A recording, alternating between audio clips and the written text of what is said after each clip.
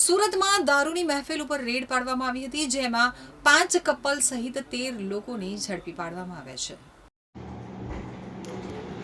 મળતી માહિતી પ્રમાણે રાંદેર વિસ્તારમાં આવેલી નવયુગ કોલેજ પાસેની આશીર્વાદ કોઓપરેટિવ હાઉસિંગ સોસાયટીના બંગલા નંબર 17માં દારૂની પાર્ટી ચાલી રહી હોવાની પોલીસને કંટ્રોલ રૂમમાં ફોન કરી માહિતી મળી હતી.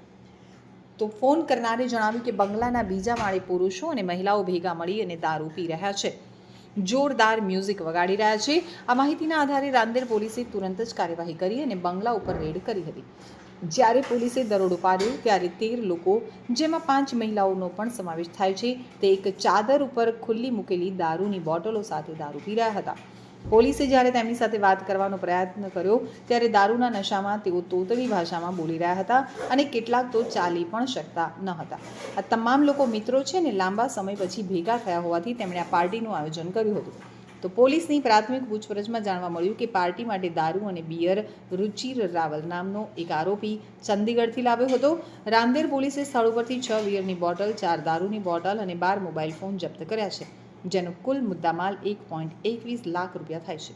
તમામ 13 આરોપીઓનું સિવિલ હોસ્પિટલ ખાતે મેડિકલ ટેસ્ટ કરવામાં આવ્યું છે અને રાંદેર પોલીસે આ અંગે કાયદેસરની કાર્યવાહી હાથ ધરી છે. આ ઘટના ફરી એકવાર સુરતમાં દારૂબંધીના કડક અમલ સામે સવાલો ઊભા કરે છે. આ કેસમાં વધુ તપાસ ચાલુ છે.